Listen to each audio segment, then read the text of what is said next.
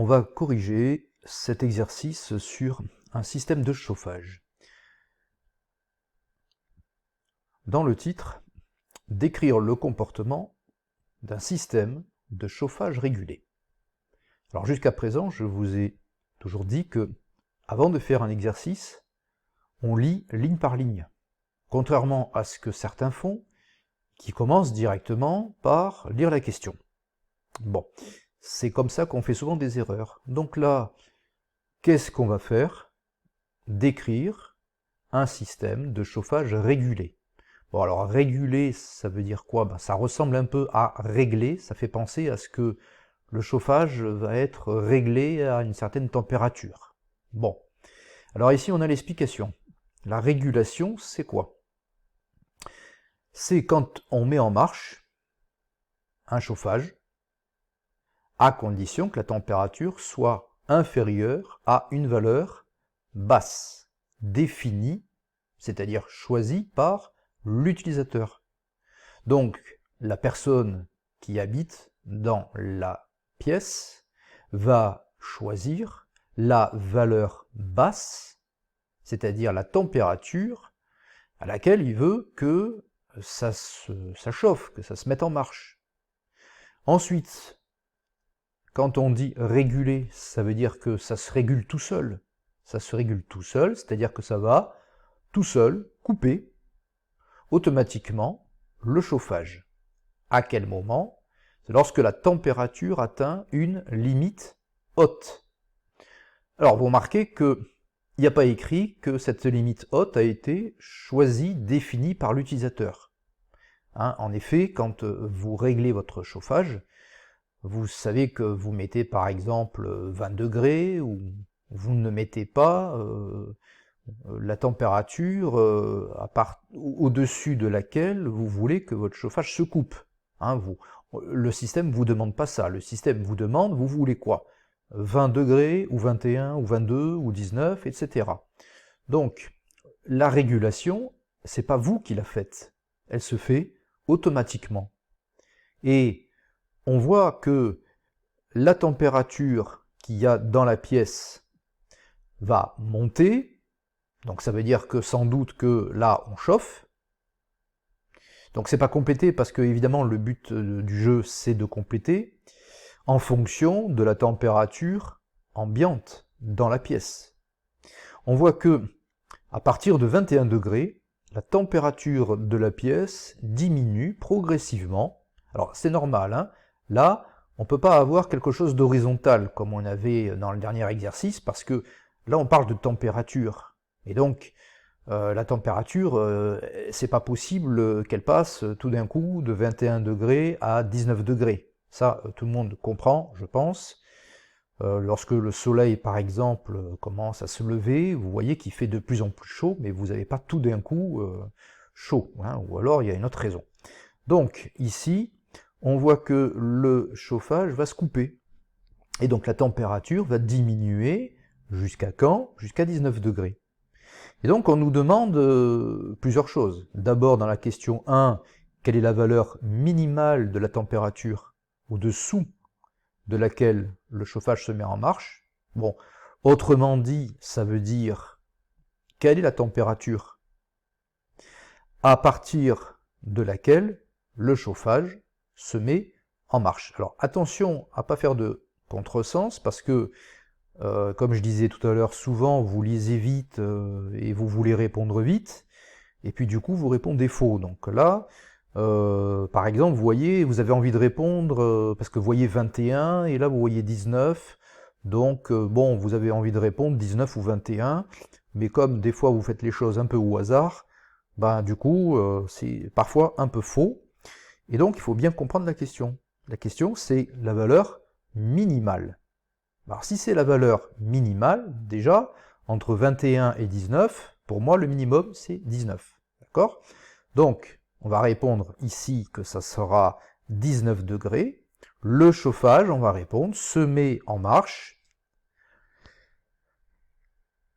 quand on passe en dessous, c'est-à-dire à partir, c'est pareil, si vous écrivez se met en marche à partir de 19 degrés, c'est pareil que si vous écrivez en dessous de 19, parce qu'il y a quand même une marge de tolérance, c'est-à-dire que les thermomètres sont pas précis non plus à 0,001 degré près, c'est-à-dire que quand vous avez 19, votre thermomètre vous dit 19, mais bon, vous savez pas, c'est peut-être 19,0001, ou c'est peut-être 18,9, vous voyez.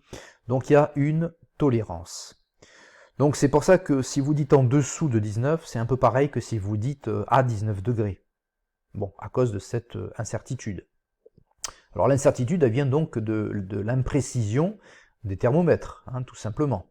Et puis aussi de l'imprécision du bouton de réglage, parce que quand vous programmez sur votre chauffage 20 degrés, ou 21 ou 19, vous avez un bouton, c'est pas forcément parfait, donc c'est pour ça qu'il y a une incertitude. Et c'est pour ça que la température, elle varie. Alors elle varie parce que à un moment donné, le chauffage est en marche, et à un moment donné, il est à l'arrêt. Voilà. Alors, ça veut dire que, déjà, vous devez comprendre que, au niveau de la réponse ici, ça va pas être quelque chose de penché, parce que vous pouvez pas, puisqu'il y a marqué marche ou arrêt, ça veut dire que vous pouvez pas avoir une position qui se trouve entre marche et arrêt. Donc vous pouvez pas, parce que j'ai vu des élèves qui font ici une droite inclinée, qui part de là, qui va jusque là, qui descend ici. Alors pourquoi ils font ça? C'est parce que ils recopient en gros la courbe qui est là. Bon, ils se disent, bon, bah, ça doit être pareil sans doute. Hein.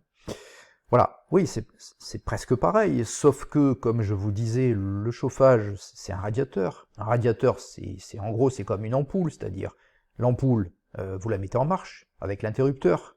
Hein, et quand vous sortez de votre chambre, vous appuyez sur l'arrêt de l'interrupteur.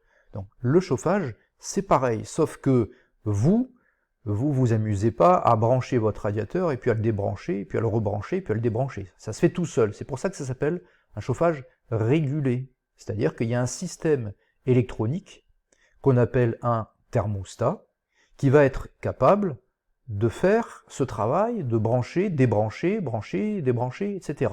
Voilà. Ça se fait tout seul, automatiquement. Et c'est comme ça dans tous les systèmes qui chauffent. Donc, comment on va dessiner nos droites horizontales? Parce qu'on a le choix, soit on met la droite horizontale ici, en haut, au niveau de marche, soit on la met ici en bas, au niveau de arrêt.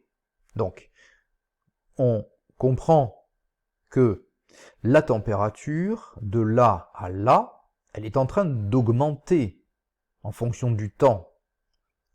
Donc là, on voit qu'il y a la chaleur qui augmente. Bon, donc si elle augmente, ça veut dire que le chauffage, est-ce qu'il est à l'arrêt? Bien sûr que non. Donc ça veut dire qu'ici, puisqu'on est à l'arrêt, on va avoir une droite horizontale. À partir de là, on a les pointillés, on voit qu'on est là. On est là, qu'est-ce qu'on mesure comme température dans notre chambre? On a une température de 21 degrés qui commence à descendre. Donc 20,9, 20,8, etc. Bon, si la température descend, ça veut dire que votre chauffage, il s'est automatiquement coupé. C'est-à-dire que il est passé directement de marche à arrêt. Ça veut dire qu'il va y avoir une droite horizontale qui va se trouver ici, là. Ensuite, ça se reproduit, puisque vous voyez que quand la température descend trop bas, à partir de 19 degrés, le chauffage va se remettre en route, puisqu'on voit que la température augmente. Donc ça veut dire que ici, on va être à nouveau en marche. Et ainsi de suite. Ici, on va être à l'arrêt, et puis en marche, et puis à l'arrêt. Donc vous voyez que un système de chauffage, c'est toujours soit en marche, soit à l'arrêt. C'est vraiment binaire, c'est une information logique, c'est un fonctionnement qui est logique. Hein, logique, ça veut dire, je vous rappelle, qu'il n'y a que deux possibilités, hein, c'est soit marche, soit arrêt. Par contre, la température dans la pièce, elle, ce n'est pas quelque chose qui est logique, c'est quelque chose qui est analogique. Ça, on l'avait vu quand on avait étudié donc les définitions des mots. Analogique, ça veut dire que ce n'est pas que pile ou face. Ce n'est pas que oui ou non, ce n'est pas que vrai ou faux. Il peut y avoir tout un tas de niveaux différents. Donc voilà. Ici, donc, on a répondu.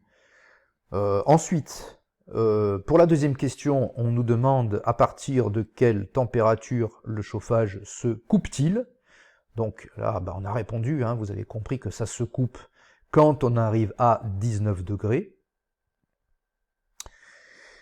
Et ensuite, on nous demande donc ici, dans la question 3, de compléter le chronogramme. Bon, alors le chronogramme, hein, ça veut dire que c'est ça, hein, c'est un dessin. Bon. Chrono parce que ça veut dire le temps, hein, donc on voit que c'est un dessin en fait qui dessine quelque chose en fonction du temps qui passe. Voilà pourquoi on dit chronogramme. Bon, c'est un détail, mais ce qu'il faut surtout comprendre, avant de répondre à la question 3, la question 2, bon, on a répondu, hein, on a dit que le chauffage il se coupe à partir de 21 degrés, ça veut dire que quand on arrive à 21 degrés, on est là-haut, ou là-haut, ça veut dire qu'il fait trop chaud. Bon, donc s'il fait trop chaud, ça veut dire qu'il faut couper le chauffage, donc, voilà, la question, on répond, ça se coupe à 21 degrés. Alors, il y a une question qui n'a pas été posée dans l'exercice, et pourtant, ils auraient pu la poser parce qu'elle est importante, c'est, d'après vous, la personne qui a réglé ce chauffage, elle a réglé son thermostat, à quelle température est-ce qu'elle a affiché 21 ou 19 ou autre chose. Voilà. Alors, ils n'ont pas posé la question, mais on peut se la poser, parce que on remarque en fait que la température dans la chambre, elle est jamais à 21 degrés, sauf là, pendant un petit instant. Et elle est jamais à 19 degrés, bon, sauf là un petit instant. Et elle est jamais à 20 degrés, sauf là au milieu. Donc, vous voyez que, finalement, le fait de couper le chauffage régulièrement et de le remettre en marche automatiquement, ça fait que votre température, elle fait le yo-yo là, elle monte et puis elle redescend et puis elle remonte. Et au final, qu'est-ce que vous avez comme température dans votre pièce? Ni 21 ni 19, vous êtes entre les deux. Bon, qu'est-ce qu'il y a entre 19 et 21? Je pense que vous avez compris que la personne avait réglé son chauffage sur 20 degrés. Et donc, vous voyez que quand on règle notre chauffage sur 20 degrés, ça peut être une clim, hein, c'est pareil, hein, si vous mettez votre clim sur 20 degrés, l'été par exemple il fait 30 dehors, vous réglez sur 20 à l'intérieur, en fait vous n'avez pas 20 précisément, vous voyez votre température, un coup elle monte à 21, et puis un coup elle redescend jusqu'à 19, donc vous n'avez pas 20 constamment, ça n'existe pas, les systèmes qui vous donnent une température précise à 0,001 degré près, ça n'existe pas. Et pourquoi ça n'existe pas? C'est parce que ça sert à rien. Voilà, ça sert à rien parce que votre corps, il est capable de supporter une température qui va varier entre 19 et 21 degrés, il vous en voudra pas. Et donc, on n'a pas besoin du coup de se casser la tête à faire des systèmes de régulation tellement précis que ça va nous afficher la température au dixième de degré près. Vu que ça sert à rien, on le fait pas. Et pourquoi on fait pas des choses qui servent à rien? C'est pas si évident que ça. Alors je vous laisse quelques secondes pour trouver pourquoi on fait des systèmes comme ça, qui ne sont pas très précis finalement au niveau de la température. Alors vous avez peut-être trouvé, c'est tout simplement parce que on pourrait le faire, sauf que ça coûterait plus cher. Voilà. Donc vous voyez que la raison, elle est économique, elle est même pas technologique. Parce qu'en fait, on est capable, techniquement, de faire ce qu'on veut. Si on veut faire un radiateur précis à 1 centième de degré près, on peut. Sauf qu'il va falloir avoir des thermomètres ultra précis, des systèmes de détection et de chauffage très précis. Alors, du coup, votre chauffage, au lieu de... Bon, il va vous coûter, je sais pas, 10 fois plus cher, vous voyez. Donc, du coup, personne ne vous l'achètera. Donc, il n'y aura aucune entreprise qui va se risquer à faire un système de chauffage qui soit 50 fois plus précis que les concurrents, parce que de toute façon, il ne le vendra pas. Parce que même si son argument commercial sera de dire « moi j'ai fait un système de chauffage qui est plus précis que le concurrent Intel ». Bon, c'est bien beau, mais si le prix il est beaucoup supérieur, vous n'allez pas avoir beaucoup de clients. Voilà, donc pourquoi, à un moment donné, on prend la décision, quand on conçoit et quand on construit un objet technique, on prend une décision en fonction du coût. C'est-à-dire que les fonctions techniques vont avoir un rapport avec le prix final qu'on veut fixer. Si on n'a pas de limite de prix, ok, on fait ce qu'on veut. On fait, bon, c'est ce qui se passe par exemple dans certaines voitures. Dans certaines voitures de certaines marques. On a des prix évidemment ahurissants, tout simplement pour avoir bien sûr un moteur plus puissant, mais aussi des détails qui vont majorer le prix. Voilà. Ici, on est dans un système de chauffage, donc on va pas non plus développer un système trop luxueux par rapport aux concurrents. Personne n'achèterait. Voilà. Donc les critères économiques, vous voyez, qui sont très importants quand on conçoit un objet. Alors, l'exercice n'est pas tout à fait fini parce que on vous demande de compléter le graphique. Donc voilà ce qu'il fallait trouver. On l'a dit que soit le chauffage est en marche, soit il est à l'arrêt. Alors entre les deux, c'est comme dans l'exercice précédent qu'on avait fait sur l'éclairage crépusculaire. On avait dit que là, on n'est pas obligé de faire ce trait vertical, parce que bon, ça passe directement de arrêt à marche.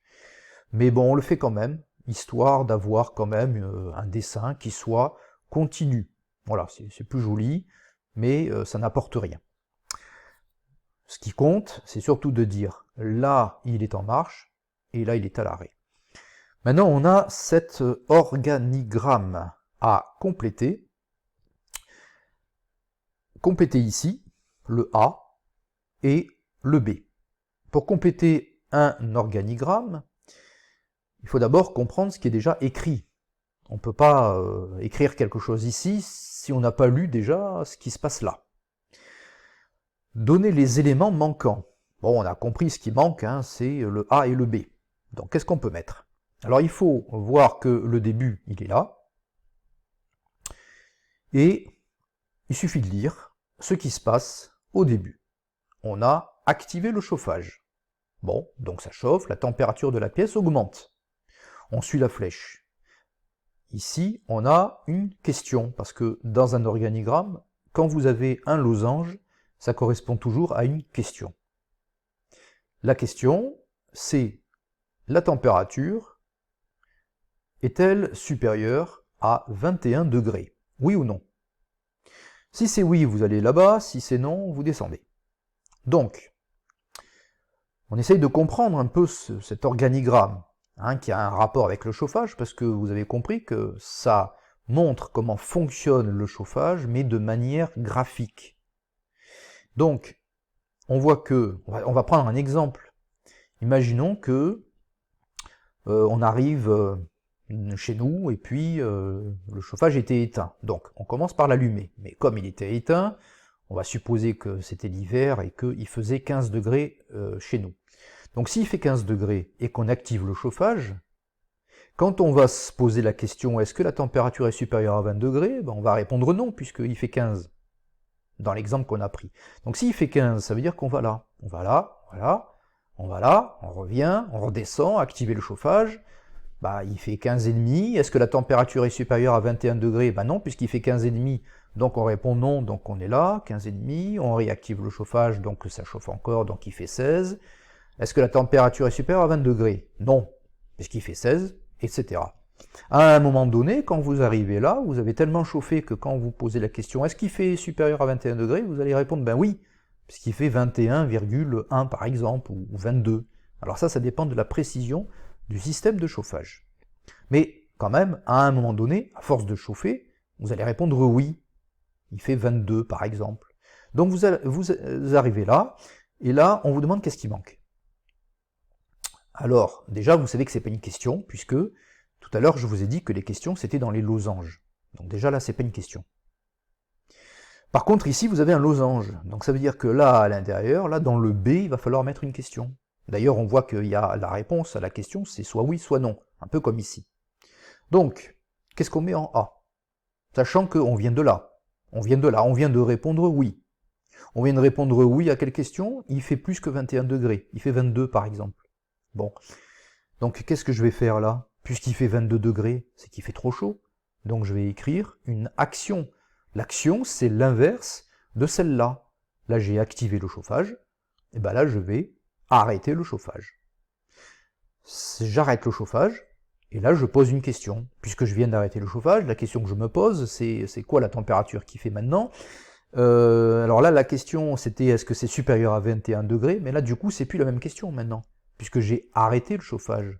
Donc maintenant, je ne me demande pas s'il fait plus que 21, puisque j'ai arrêté le chauffage. Donc c'est pas possible qu'il fasse plus que 21, il ne peut pas faire 22, puisque je viens d'arrêter le chauffage. Donc à un moment donné, il va faire 21, il va faire 20,9, 20,5, etc. Donc à un moment donné, il va faire trop froid. Donc, on va répondre oui ou non. Alors, s'il fait 21 piles, parce que là, il faisait 21 piles quand j'ai répondu oui. Bon, ou 21,1 si vous préférez, ou 22. Donc ici, je pose, j'arrête le chauffage, je pose la question, est-ce qu'il fait plus que 21? Ben, normalement, je vais répondre non. Donc, si je... Non, la question plutôt ici, c'est est-ce que la température est inférieure à 19 degrés, hein, parce que dans notre exemple, on avait entre 19 et 21. Donc ici, en B, la question c'est est-ce que la température est inférieure à 21 degrés? Alors si je réponds non, ça veut dire que il fait plus que 19 degrés. Ça veut dire qu'il fait 20 degrés par exemple. Donc s'il fait 20 degrés, je réponds du non, donc je reviens ici, je suis le parcours, ici, je retourne, et là il y a marqué arrêter le chauffage. Donc, puisque le chauffage est arrêté, la température va à nouveau diminuer. Et tant qu'elle est trop haute, on va suivre cette boucle-là. On va tout le temps répondre non, tant qu'il fait trop chaud, on répond non, et donc s'il fait trop chaud, ben on arrête le chauffage. Jusqu'au moment où ben, on l'a tellement arrêté longtemps que là on va répondre oui, c'est-à-dire est-ce que la température est inférieure à 19 degrés? On va répondre oui. Par exemple là il fait 15 degrés, il fait vraiment trop froid. À ce moment-là, on va revenir ici pour remettre le chauffage en route. Donc voilà comment on peut compléter cet organigramme. Donc voilà la réponse. Après, bon, c'est pas dans l'exercice, c'est pas demandé, mais on pourrait, le jour du brevet, on pourrait, une fois qu'on vous a fait compléter cet organigramme, vous demander de le faire sur Scratch par exemple. Hein. Donc, bon là ça y est pas, mais ça serait pas très compliqué, parce que dans Scratch, vous avez déjà utilisé les fonctions qui s'appellent si, alors.